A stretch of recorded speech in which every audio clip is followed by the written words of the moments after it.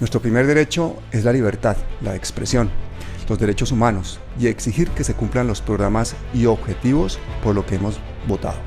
Pero eso es una complejidad muy grande y para entender esa complejidad, lo que podemos hacer, de lo que se debe hacer y de lo que se está haciendo, tengo yo creo que el invitado ideal, que es uno de los senadores más activos, más brillantes, más peleones que tenemos en Colombia, Wilson Arias, bienvenido. Sí, Pablo, es muy alta la responsabilidad. Agradezco la mención que hace de la lucha social, porque tiende a olvidarse, de hacerse con una pretendida, ¿no?, disectación allí entre el liderazgo social y después la actividad parlamentaria. Y no, seguimos comportando las mismas causas. Entonces tú ves a Iván Cepeda matándose en el tema de víctimas, de modo que sigue siendo un representante de las víctimas, ahora parlamentario. Alfredo Mondragón, pues ni más faltaba. Y creo que varios líderes, el desafío de todos estos liderazgos a propósito es lograr politizarse más en el sentido de profundizar, porque no es lo mismo movilizar que legislar y controlar. Entonces es un desafío que tenemos, pero tenemos madera para todo eso y compañeros muy valiosos. Coincido contigo, Pablo, en un momento excepcional de la política. Y esta semana yo creo que deberíamos empezar por lo que pasó en estos días, porque si damos un poquito de contexto a los que nos están oyendo, vamos a recordarles que el partido ADA fue el que le dio la bala a Roy Barreras y a su esposa Gloria Arizabaleta. Roy Barreras pidió el apoyo de ese partido también cuando quería ser presidente.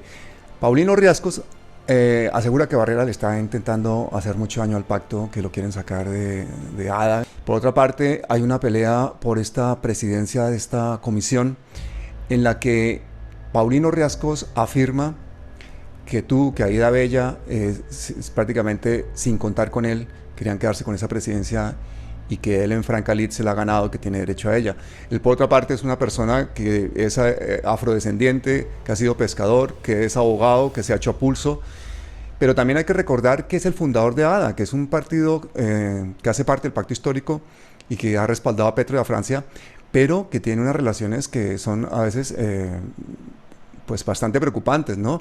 Recordemos, por ejemplo, esta esposa del congresista condenado por parapolítica que estaba en la lista cuando ingresó a la mesa del pacto, que era de ADA, que el pacto la aceptó, pero que ante la protesta social tuvieron que dejar caer la lista para poderla cambiar. Realmente esta pelea esta semana por esa presidencia de esa comisión, pues nos ha dejado muy confundidos. Yo quisiera escuchar de tus labios qué fue lo que pasó, que nos expliques y que nos des ese contexto. Gracias, Pablo. Creo que hay que tratar de poner un poco de fondo para no quedarnos en lo anecdótico y que se comprenda lo delicado del momento. Porque es que ya también ocurrió en Comisión Séptima de Cámara que había planteado una candidatura, al parecer, no conozco los detalles, pero lo que ha trascendido es que resultó elegido otra persona del pacto enfrentando dos candidatos nuevamente. Y entonces mi alerta es mucho más de fondo, es decir, aquí no está en juego la suerte personal de Wilson Arias o de Paulino Riascos o de SCAF o de las personas que se han postulado en otros momentos. Lo que está en juego es un proyecto político colectivo que ha costado mucho al pueblo colombiano, que le ha sido muy caro. Después de 200 años tenemos una oportunidad, pues tienen uno a repetir las palabras, ¿no?, histórica, pero no lo estamos diciendo pues como una muletilla. Se supone que somos un pacto histórico que quiere instalar una etapa de transformación, una etapa histórica de transformación, de las cuales son 4 años ahora y esperamos que podamos continuar con otros candidatos, pero con evolución. Pero si no se toma ese punto de partida, entonces aparece como si fuera la mera, digamos, confrontación personalista de dos personajes que sería absolutamente secundario. No.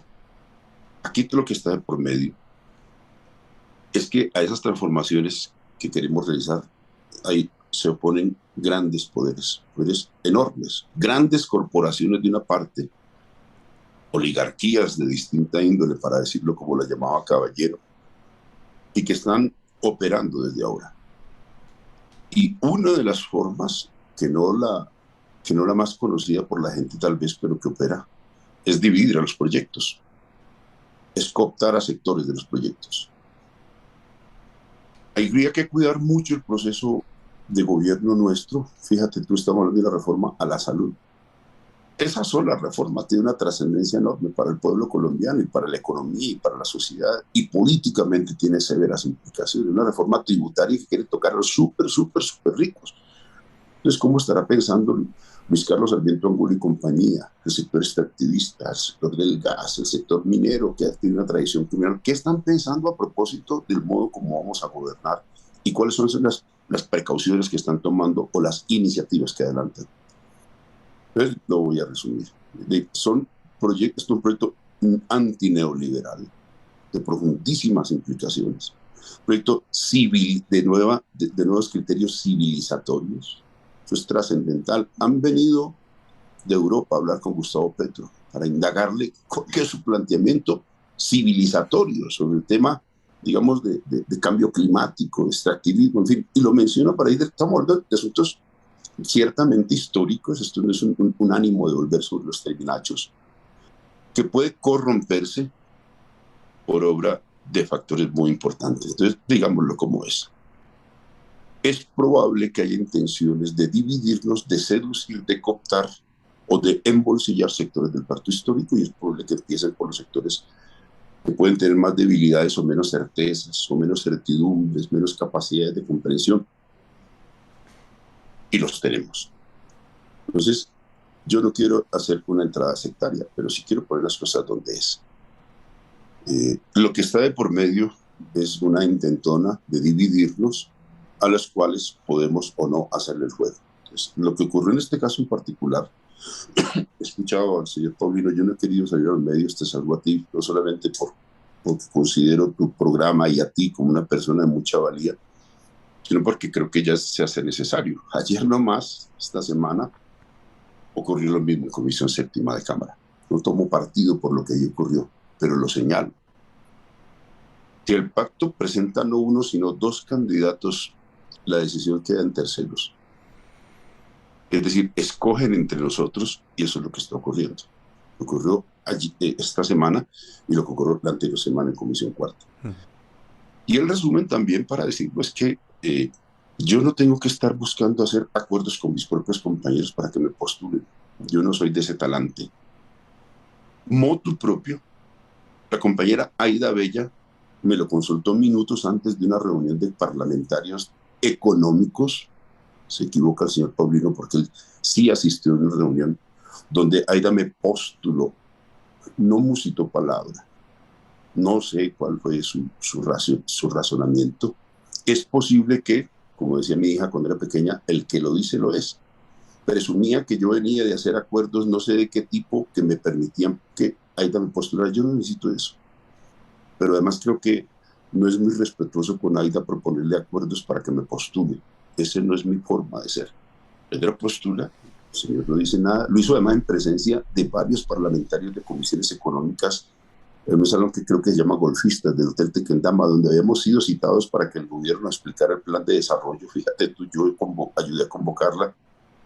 Y lo menciono para decir que desde entonces, Aida, que a veces es un poco entusiasta con estas cosas, pues lo dijo en varios espacios, coincidiendo con el señor Paulino Riascos, y también lo hizo de gratis, porque yo no busco a Roy Barreras para que lo haga en algunas reuniones.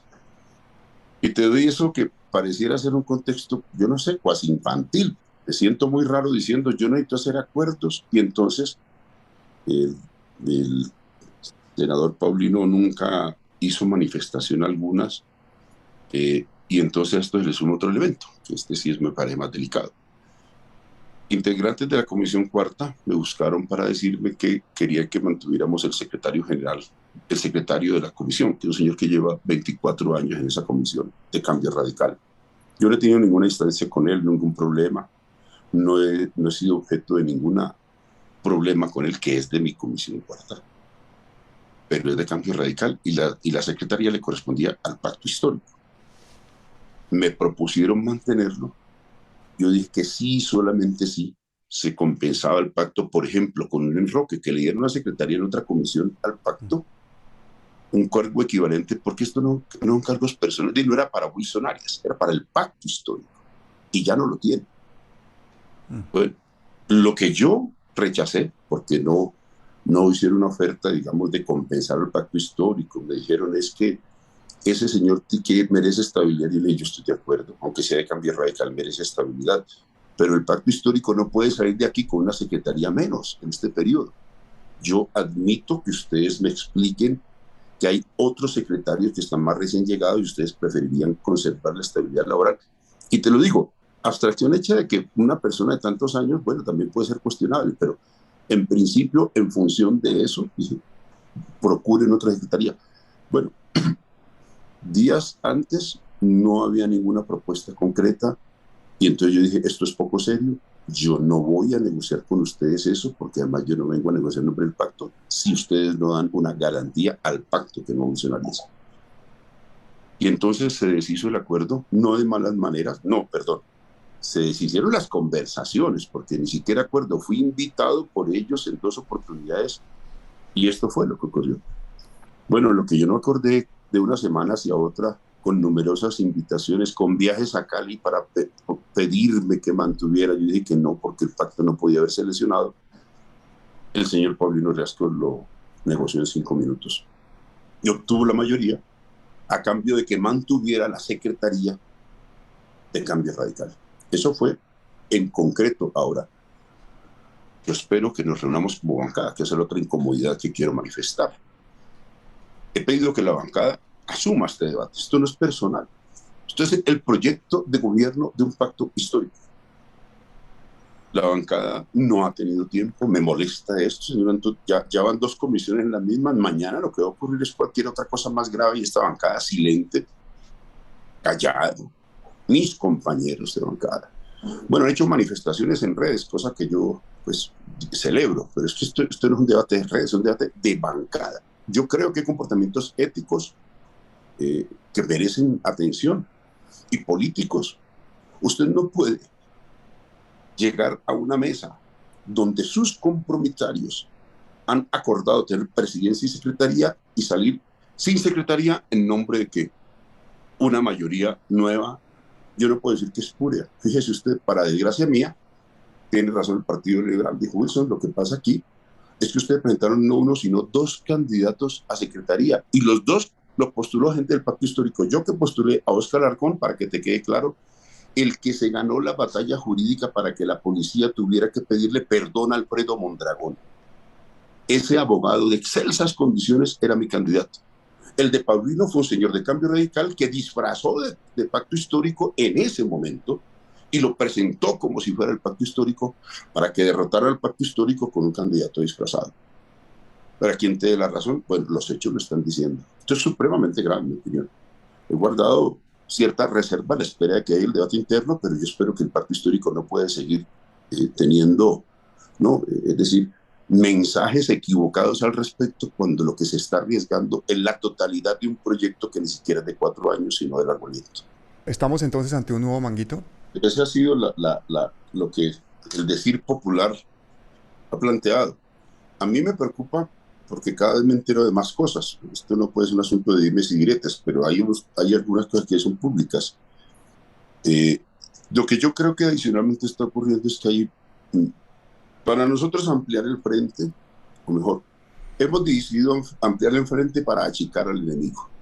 Eso es lo que está haciendo en términos un poquito grancianos ahí. Es decir, el pacto histórico decide volverse un frente amplio, muy amplio, en virtud de que, digamos, el bloque de poder se ha venido fragmentando y usted ante esa fragmentación hace lo que los clásicos, inclusive los clásicos de la insurrección lo decían, hay que dividir el bloque de poder, dividir a la oligarquía, pues, o a la burguesía.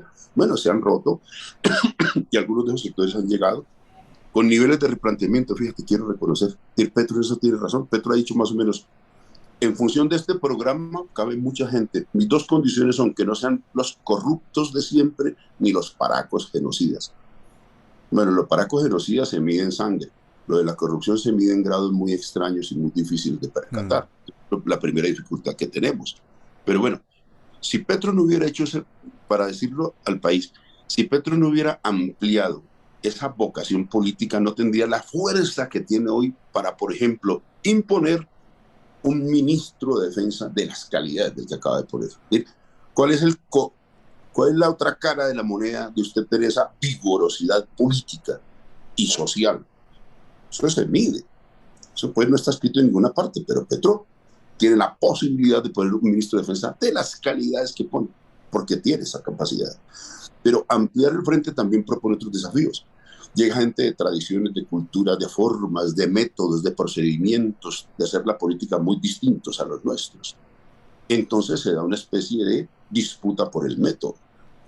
Bueno, yo quiero decir que lamento que lo que esté abriendo paso es ese método de ADA, a través de un señor que además, me vengo a enterar, ha dicho en la revista Semana que es admirador de Juan Carlos Martínez. Digamos también como es. Entonces te voy a decir algo. Era Goethe el que decía: somos modelados por lo que amamos y admiramos. Uno se modela también en función de la admiración. Somos modelados por lo que amamos y admiramos. Bueno, si tú admiras a Juan Carlos Martínez, entonces tú encuentras una... Es decir, Juan Carlos Martínez también hacía mucha mención de su condición afro, de su procedencia pobre. Pues pobre hemos sido muchos y venimos de allí. Líderes sociales, del barrio. Vayan a averiguar si el barrio de la Independencia de la ciudad de Cali es burgués. Es mi procedencia. Si se trata de eso, no. Es que no es solamente eso. Es que yo creo que hay una especie de complexión política de algunos sectores que son los que aquí están operando. Entonces, el método Juan Carlos Martínez vuelve a operar acá. Yo sostengo que lo que aquí estamos es con un método que es extraño a nosotros, por lo menos a nosotros, aunque muy generalizado en otras formaciones políticas, que reparten avales, que venden avales, que meten paracos, que entregan, que no les importa el resultado social de su gestión política, y después dicen, es que yo vengo de las comunidades negras. No, a mí con ese cuento. Yo siempre tengo una discusión, porque además he enfrentado a Juan Carlos Martínez en la lucha callejera, y compañeros míos han muerto en la lucha nuestra, en nuestra historia, en esa batalla. La razón por la cual lo acompañé a Jorge Iván Ospina en su primer periodo se dio exclusivamente a su alianza con Juan Carlos Martínez. Yo sí no admiro a Juan Carlos Martínez. Para las personas que no saben quién es Juan Carlos Martínez, déjame dar un poquito de contexto. En las elecciones regionales del 2019 apareció la Alianza Democrática Afrocolombiana, ADA. Este partido repartió 3.500 avales por todo Colombia. De hecho, le dio aval a casi la mitad de las personas que se lo pidieron. Y en ADA había caciques locales condenados por parapolítica. Uno de ellos era Juan Carlos Martínez Sinisterra, alias El Negro. Pero también estaba Luis Alberto Gil, alias El Tuerto.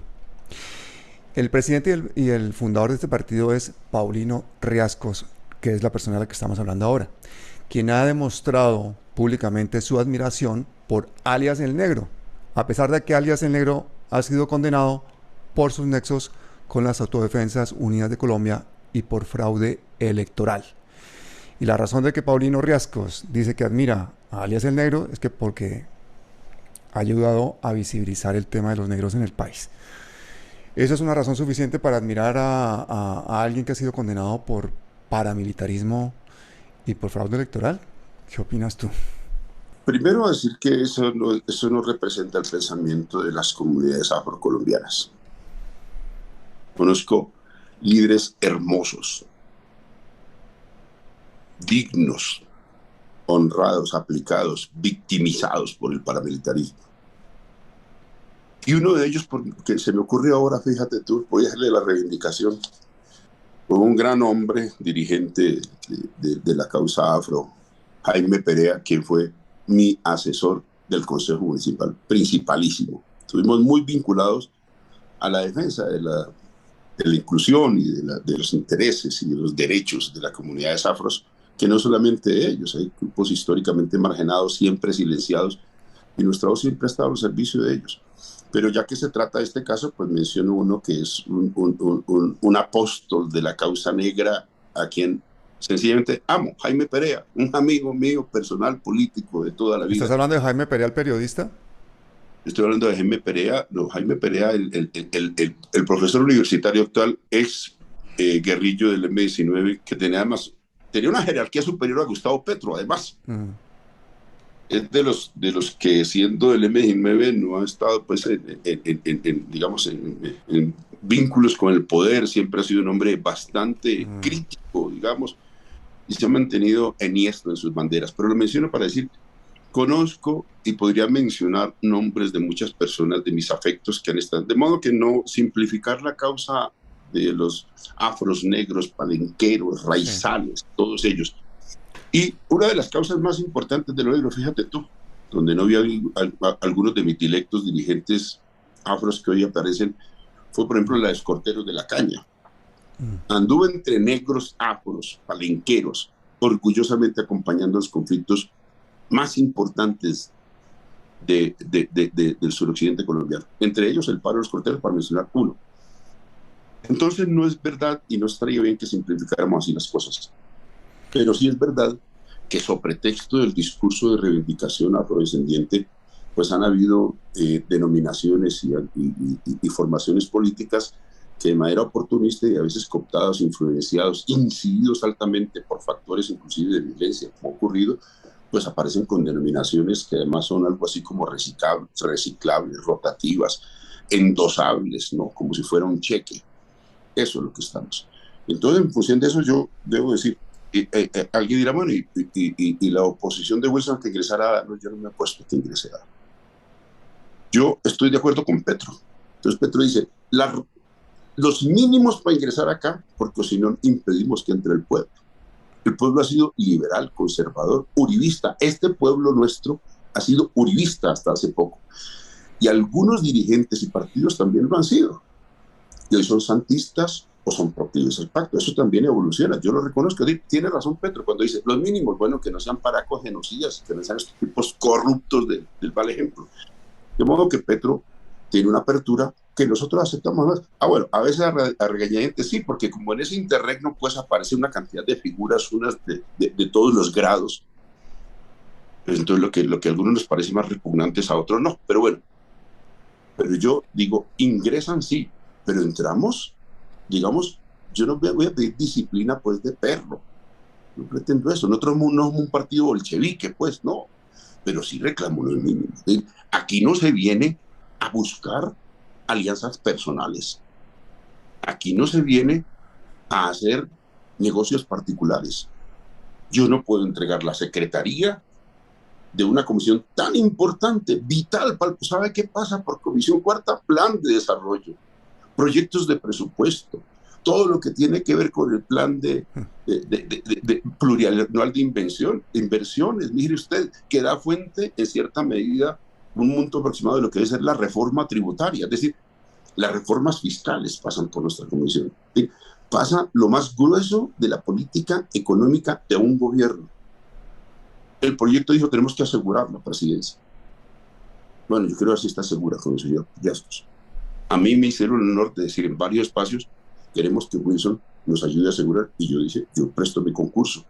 Fue todo el famoso acuerdo que dice Paulino que hice con no sé quiénes, porque jamás me he sentado a urdir acuerdos para yo ensalzarme. Fueron muy generosos los compañeros a presentar esta postulación. Lo que menos esperaba yo es que en 5 minutos se deshiciera, y menos que saliéramos lesionados con un secretario menos de un pacto que habíamos acordado. Inclusive me pregunté, ¿fue lo único que se acordó? Bueno, yo prefiero que estos asuntos se hubieran tratado internamente, 1, y 2, que el pacto le prestara más atención, porque ya empezó, ya no solamente en esta comisión, sino también en séptima, y pasado mañana entonces nos aparece con que el ministro de ADA o yo no sé qué, termina haciendo nuevamente un acuerdo, él a motu propio, que no he discutido. Bueno, yo estoy pidiendo aquí una aplicación de, qué sé yo, disciplina de perros, pero aquí sí se viene no a procurar conversaciones particularistas, y creo, claro que estoy muy enojado con esto, como del mismo modo que estoy manifiesto mi incomodidad con el silencio formal. A mí no me interesa que me busquen mis compañeros en los pasillos para decir qué cosa tan mala. Yo no pretendo eso. Esto no es un resarcimiento personal. Más aún, yo podría decir que estoy en la comodidad de no tener que enfrentar ahora, que yo no sé, una presidencia de responsabilidades. Pero como el problema no es ese, el problema es que el corazón de uno late, vibra por estas cosas, pues seguramente vamos a seguir aquí muy esforzados, como lo vamos a seguir haciendo indudablemente, que no les quepa duda. Y un mensaje ya no para nosotros, sino para los adversos. Y si los sectores reaccionarios de este país pensaban que de esta manera me iba a dejar por fuera de la actividad política, pues no. Yo no he necesitado pergaminos, nombramientos ni credenciales para luchar por esto, Pablo. Voy a seguir exactamente la misma preocupación en mi comisión cuarta. Me han pedido que me vaya para la séptima, ayudar a la comisión de salud. Hubiera querido hacerlo, Pablo. Te juro que yo soy de los que soy capaz de trasladarme de comisión para ayudar con una reforma tan importante como la salud. Alfredo, que iba para tercera para ser económica, Alfredo Mondragón, le pidieron que se pasara para séptima y de buen agrado Alfredo se fue para séptima a ayudar a que sacara, no la reforma de Carolina Corcho, la reforma a la salud, por Dios, hubiera hecho lo mismo. Pero me han pedido que esté en cuarto, voy a seguir en ella para ayudar todo lo que pueda, querido Pablo. Creo que nos has dejado clarísimo el tema, Wilson. Y ahora que has mencionado pues a la Comisión Séptima, hablemos de la nueva presidencia de la Comisión Séptima, que está ahora en manos del señor Ahmed Escaf, a quien mucha gente lo acusa ahora mismo de hacer acuerdos por debajo de la mesa con conservadores, con los liberales, con el Cambio Radical y con el Centro Democrático. Están hablando también de que Ahmed Escaf es el nuevo manguito que ha pasado por encima de la Colombia humana y del pacto. ¿Tú qué puedes comentarnos de eso? No conozco mucho las incidencias de lo que ocurrió, pero de nuevo no puedo quedarme callada. Es decir, quienes no estaban conformes con las postulaciones que hicieron bien pudieron plantear el debate, ¿no? Pero fíjate tú que estoy escuchando mucho, muy recurrentemente, la versión según la cual dice que teníamos que haber hecho una especie de acuerdos muy especiales. Entonces aquí cualquiera alega no hacer parte de un acuerdo inexistente. Yo no tengo acuerdos con nadie, Pablo. Ni siquiera con Aida, quien generosamente me postuló inicialmente, y mucho menos con Roy, quien lo repitió varias veces en varias reuniones de bancada. Pero usted no puede alegar un supuesto acuerdo que no hay para después endilgarle la responsabilidad a tercero y salir usted exento de culpa a ponerse de acuerdo con otras fuerzas políticas. Yo creo que eso no es leal y yo creo que hay problemas éticos y procedimentales que deberían estudiarse. Es que al fin y al cabo el acuerdo del pacto histórico dice que es un acuerdo vinculante, entonces no me pueden decir que es lo mismo que pasaba cuando armaron decentes o cuando armaron otras cosas. Ahí apareció un manguito, pero porque en la inexperiencia no se le había logrado en los acuerdos fundacionales tener algunas precautelaciones. Bueno, en este caso sí las tuvimos. Y se dijo que este era un pacto vinculante, de modo que el señor puede ser el presidente de ARA o el presidente de Cafarnaún, lo que quiera. Pero él como presidente no tiene licencia para hacer cualquier cosa dentro del pacto histórico porque lo dice además el acuerdo fundacional. Este es un debate que yo me he querido reservar para la interna. Si fuera acaso que eso no está claro, pues que se aclare porque este pacto no se puede dar el lujo de estar arriesgando la suerte de un esfuerzo colectivo impresionante. Después de 200 años, yo creo que comparable apenas con el gobierno de José María Melo, para hacerle un honor a mi Gustavo Petro. Yo comparo a Petro con los días de José María Melo, presidente de los artesanos. Tuvimos que esperar de 1854 hasta hoy para tener otro gobierno popular, porque este también fue un gobierno popular. La movilización tan importante que hubo en Bogotá, la revuelta popular de Bogotá en las épocas de Melo, con los artesanos, es apenas comparable con el paro y la explosión social de estos días, históricamente comparables. Y no lo podemos arriesgar porque el presidente de ADA se cree en la licencia de ir a negociar motu propio lo que no discutió colectivamente. No, esto es un pacto que tiene que respetarse y si no está claro en la normativa, yo solicito que quede meridianamente claro, no para que me resarzan a mí, sino para que no vuelvan a enfrentarse manguito tras manguito, dando lugar a una historia francamente ya insoportable que yo creo que ni nosotros ni la paz estamos dispuestos a soportar. Y otra de las cosas que quería preguntarte es qué opinas del hecho de que el SENA pase a depender ahora del Ministerio de Educación. Todavía está en discusión. Yo soy adverso a esa idea. Y entonces, fíjate, sigo hablando de pacto. En 1957 los obreros hicieron un pacto. Lo que pasa es que no dirigíamos nosotros, el mundo sindical. Lo dirigían unos goditos, uno de los cuales eran mejores que otros. Y entre ellos don Antonio Díaz, que decidió, fíjate tú, lo digo para recordárselo al país. Había ya todo el sistema educativo, Pablo, para resumir. Habían universidades, colegios técnicos de todos los tipos. Los jesuitas, los claretianos, que eran avanzados en la educación técnica de esa época. Don Bosco era invocado por los claretianos para hacer formación técnica muy buena, además. Y los obreros sentían que no tenían un instituto de capacitación para ellos.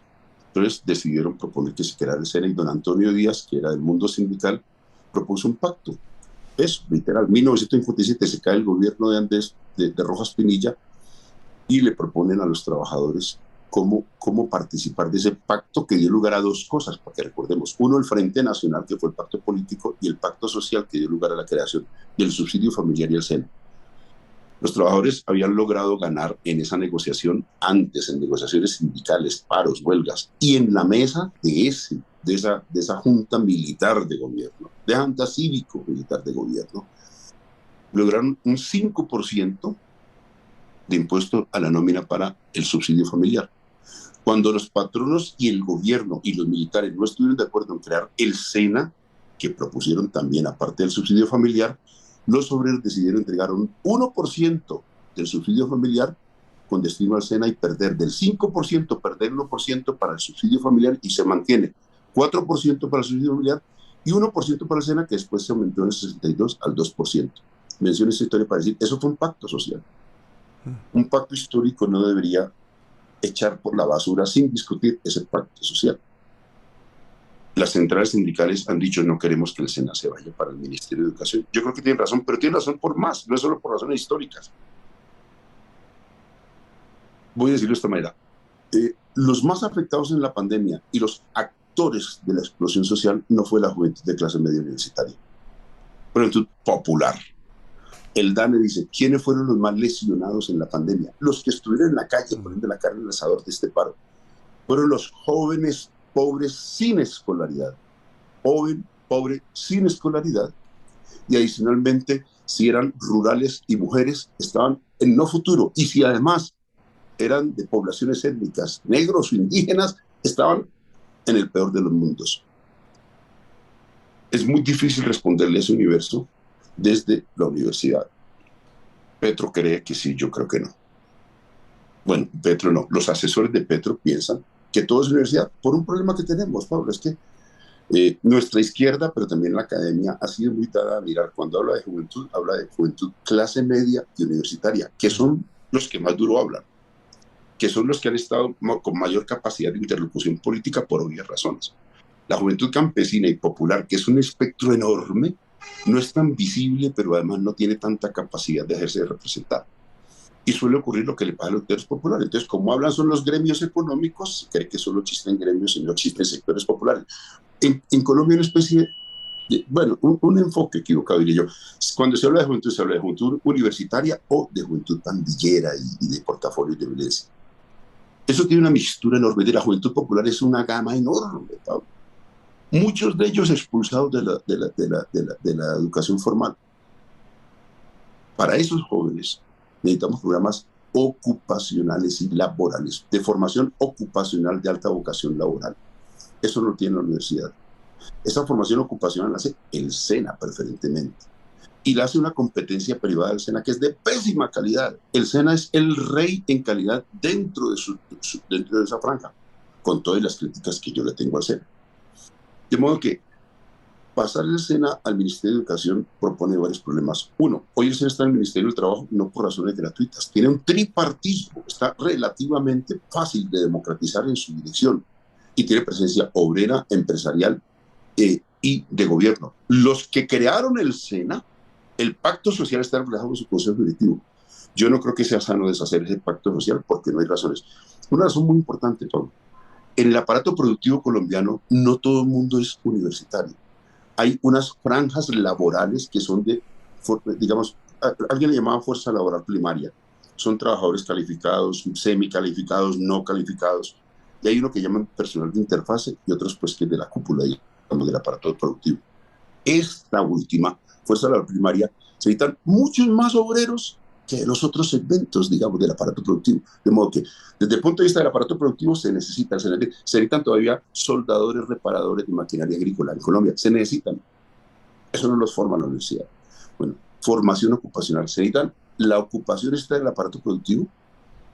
En el aparato educativo, solo el SENA forma para ese segmento. La universidad, muchas universidades forman para otros segmentos, pero para este segmento popular, obrero y digamos, más proletarizado y desestructurado de la economía. Ahora hago eso también, esa mención, existe solo el SENA. Pero además de atender al aparato productivo, el SENA también atiende la economía popular. Tuvimos un programa estrella que acabó el neoliberalismo, que Petro debería refundar. Se llama el Programa de Promoción Popular Urbano. Enorme, importantísimo. Y el Programa de Promoción Popular Rural, de campesinos y sectores populares, tienen en el SENA una respuesta histórica que el SENA le ha dado, menospreciada con frecuencia. Hay cierto academicismo desdeñoso, no puedo dejar de decirlo. Tú decías, hay expresiones que no pueden dejar de existir. Hay una actitud desdeñosa de sectores academicistas que per se piensan que aquí solamente la universidad le responde a la sociedad de los sectores populares y están gravemente equivocados. Y si no quieren mirar razones estructurales e históricas, vayan y miren la explosión social. Los muchachos, yo fui el único parlamentario que por la gracia de lo que sea pude entrar a primera línea y hacer el paro. Y Me la gente me consta, decía, te seguimos, sí, te seguimos. Wilson, curso del SENA. ¿Por qué lo decían? Por una necesidad evidente que hay. De modo que habrá mucho para discutir.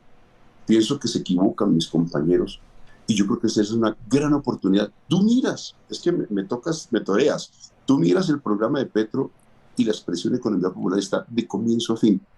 Y la expresión de oficios y ocupaciones de la economía popular está de comienzo a fin, entre otras cosas, porque es cierto lo que dice Petro, es parte de la democratización de la economía. De modo que tú no puedes prescindir del instrumento importante, más importante heredado, y te agrego, es que el SENA lo iban a acabar. Ellos y el pueblo lo rescató por una iniciativa legislativa popular. Gustavo Petro, señores de la comisión correspondiente. Además de que los obreros fundan el SENA, como fundaron Ecopetrol. La USO creó a Ecopetrol. El sindicato, cuando logra la concesión de mares, la reversión de la concesión de mares, logra que se cree Ecopetrol y es el primer sindicato que crea su propia empresa y existe antes de la historia de la empresa.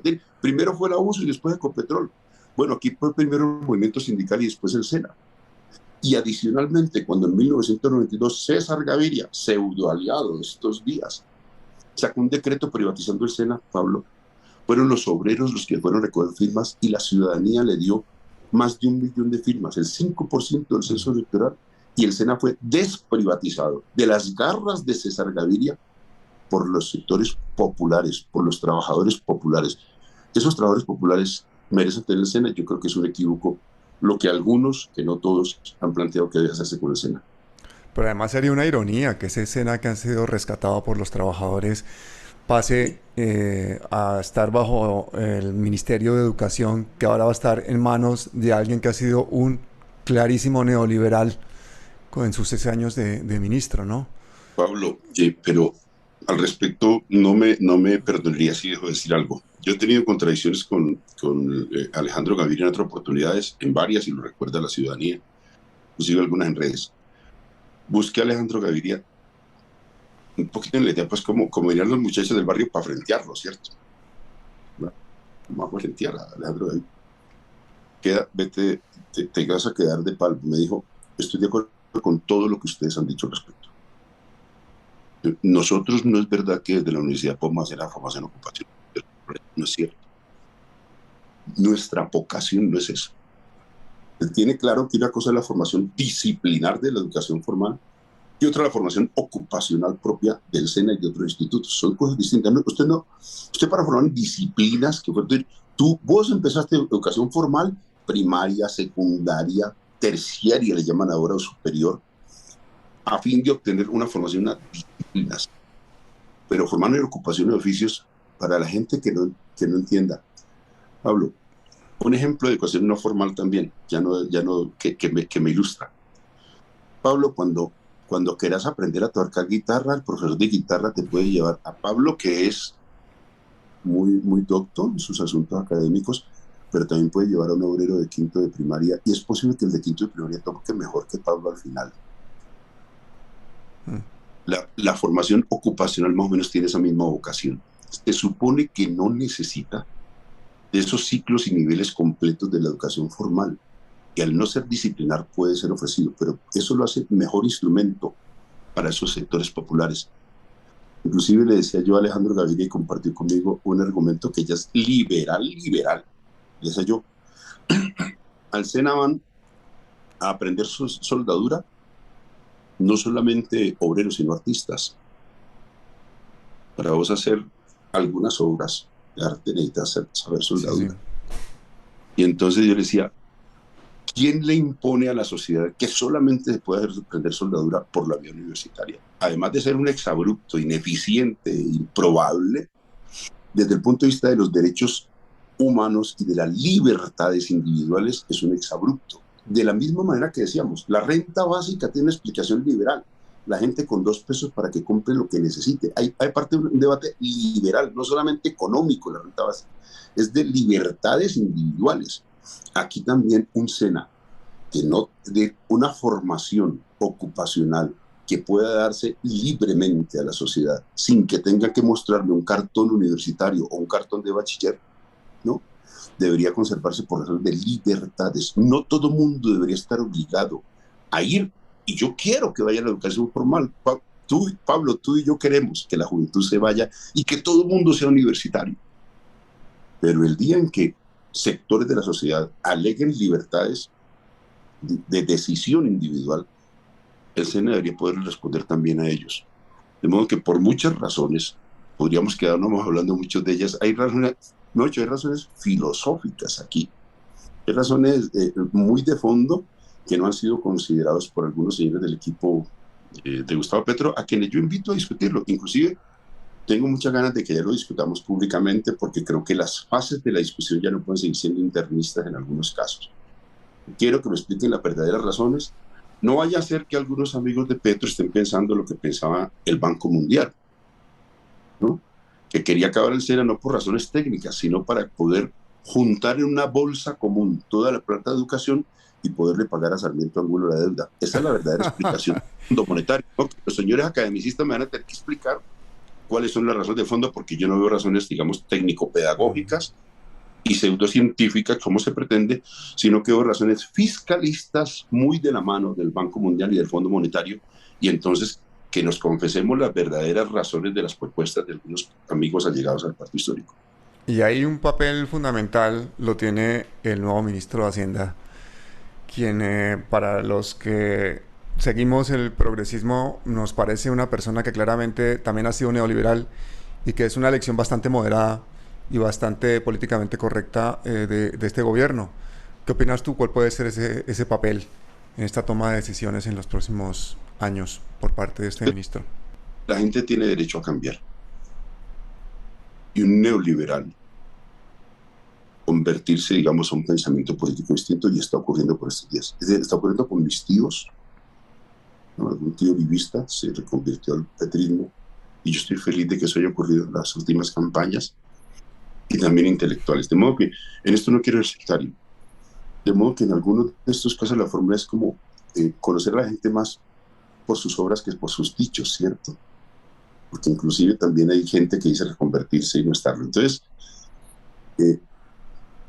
me impresionó la conversación con Alejandro Gaviria, ¿viste? Me gustó la conversación. Te estoy hablando de herejías, ¿no? Oye, ya, si está de acuerdo con que si Alejandro Gaviria está de acuerdo con que el SENA siga siendo no esté en el Ministerio de Educación, eso ya es algo, ¿no? No, hay afirmaciones muy potentes sobre el tema de educación, y es posible que en salud nunca nos pongamos de acuerdo con él.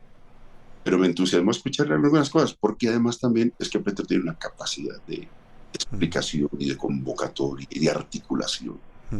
Petro tiene una gran capacidad de articulación. No me cabe duda que Roy Barreras ha avanzado mucho en su pensamiento político en este tiempo, y no lo quiero defender, ¿no? Hay quienes empezaron hablando de paz y hablaban de la paz chiquita de Juan Manuel Santos, ¿te acordás? Sí. Y creo que Petro ha La logrado... paz neoliberal. Hay una paz grande, distinta, y creo que esos que estaban por la paz chiquita cada vez entienden mejor la necesidad de la paz grande. Yo creo eso, Pablo. Ahora, alguien dirá que soy ingenuo. No, yo no soy tan ingenuo, no crean que soy tan ingenuo. Yo tengo bastantes resquemores, pero si uno se cierra, no puede comprender lo que está pasando. Entonces yo, Alejandro, escuché una explicación de salud, de educación, que no de salud, porque a mí en salud me distancio mucho de él, pero en la educación me pareció inteligente, y me sentí muy atraído, y en cierta medida, Pablo, alegre. Yo digo, hombre, si logramos que la gente cambie el chip político, es momento de cambio. Es momento de cambio, Pablo. Mira, la pandemia dejó cosas graves, pero también positivas en ese sentido. Pero bueno, no quiero dar el discurso optimista y bobalicón. Quiero decir, De este señor José Antonio Campo fue cepalino, es decir, fue contrario al neoliberalismo, fue estructuralista, fue un poco eh, muy de la idea de la sustitución de importaciones, tiene una herencia importante. Creo que, como se lo involucionó, alguien dirá sectario, bueno, para mí se fue a posturas más bien neoliberales y ahora en función del debate de Petro he escuchado algunas cosas interesantes, algunas, por ejemplo, que además hacen parte de cierto acervo y cierto consenso social. Por ejemplo, que no deben haber beneficios tributarios. Lo está diciendo con todas sus letras él. Ah, que eso es muy nuevo. Bueno, eso es una confirmación de lo que han dicho varias misiones, pero me alegra mucho escuchárselo, porque no era el discurso de ellos hace 4 años, 5 años, 7 años. Pablo, la política también, te lo decía ahora, la fuerza política que está convocando Petro le da no solamente, Pablo, para poner ministro de Defensa, como lo puso, sino también para tensionar, digamos, en el mejor sentido de la expresión, la política. Hay gente que ahora nos acompaña, hasta los vecinos, Pablo, los miran a uno distinto ahora. Paso por mi casa, el barrio popular donde vivía, y los godos salen a abrazarme y yo me pongo feliz.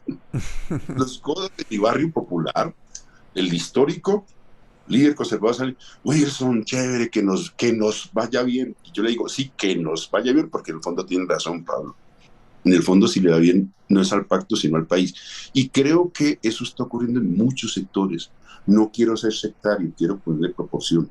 Que esté enojado con lo de Ada no me saca de la idea noble e inteligente de que todo mundo tiene que llegar, ojalá todos, en función de nuevos propósitos. Yo creo que hay mucho padre de familia, mucho dirigente político que está diciendo, este país se puede dar una nueva oportunidad. Yo creo eso, Pablo. Y creo que eso nos da una potencia. Si sabemos leer así, si no somos sectarios y torpes, si sabemos abrir la puerta, uno, abrir la puerta, dos, sin ser bobitos, ¿no? Que es más o menos lo que hablamos ahora.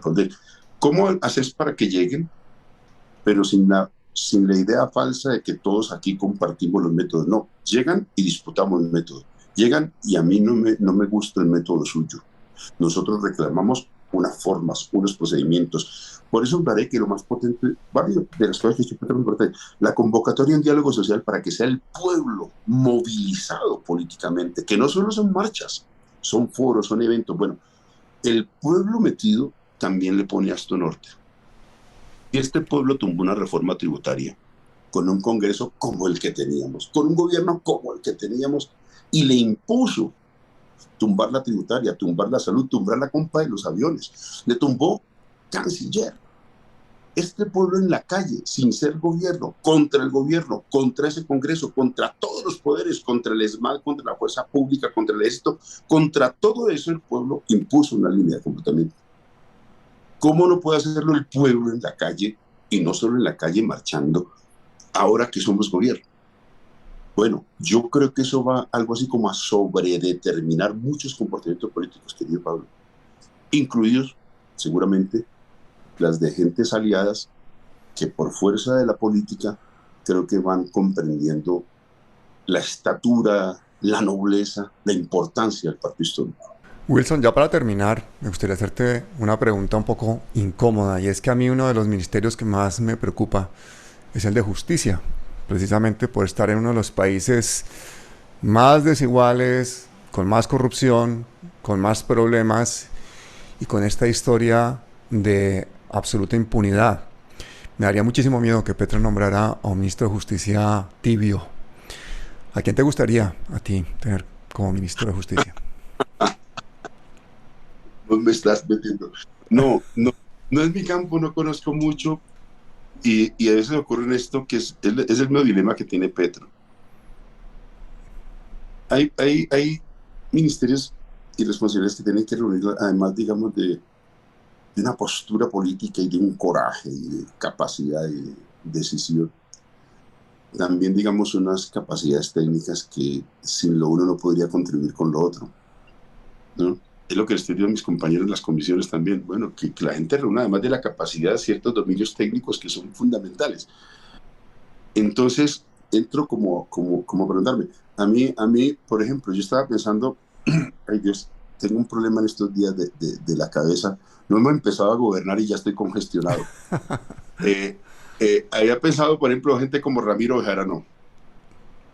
Es de una talla jurídica y de una decisión política.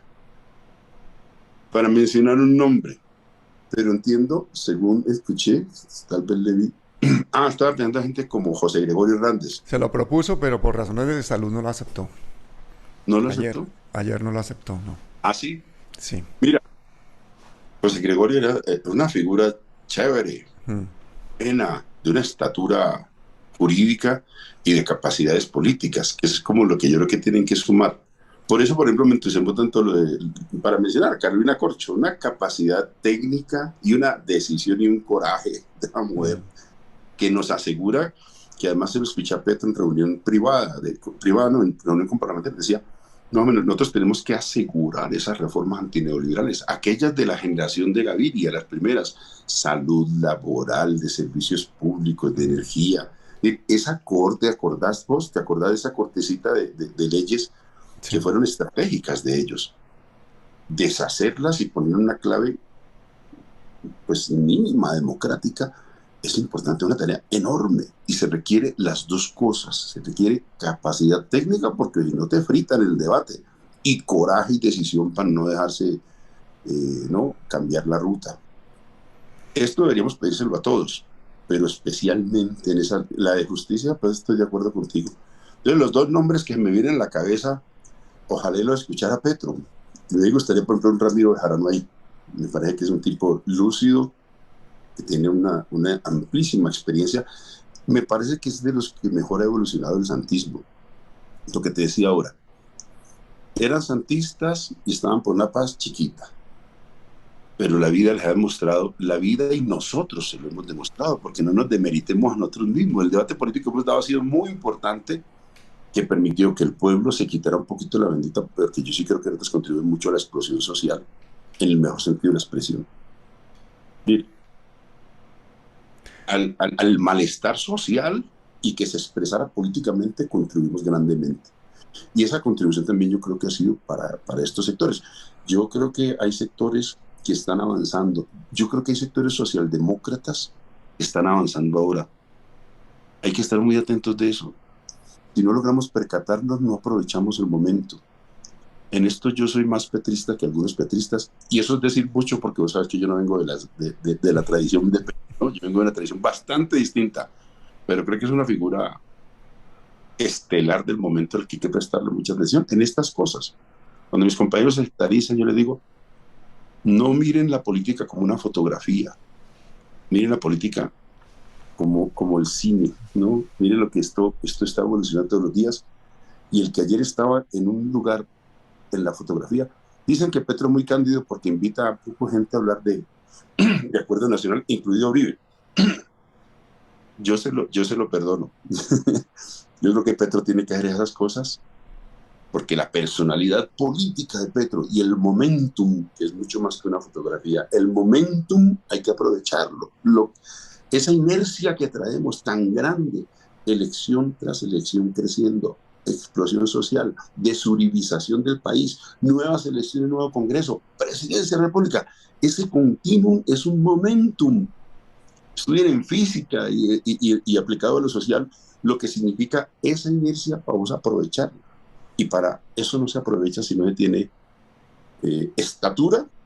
Si tú te quedas enano, no ves lo que está pasando. Si te quedas solamente mirando desde el ojo del huracán, no alcanzas a verlo todo. Tienes que tener una capacidad de distanciamiento que te permita pensarlo en claves un poquito más grancianas, para decirlo como decía un amigo mío. Como siempre, ha sido un placer hablar contigo. Nos das contexto, nos sentimos representados por ti, vienes de lo social, vas a lo grande, a esa paz grande, y nos has contado las historias de los posibles manguitos, de esas veedurías ciudadanas que tenemos que seguir, de esas luchas conquistadas por el SENA que no debemos perder, y un panorama de esperanza en la que nos podamos reinventar un futuro mejor en Colombia. Así que muchísimas gracias, hermano. Pablo, a ti muchas gracias, esa evidencia tan preciosa que tienes, y bueno, que sigas así como vas, porque muchos te estamos mirando y admirando. Un abrazo grande, que estés muy bien.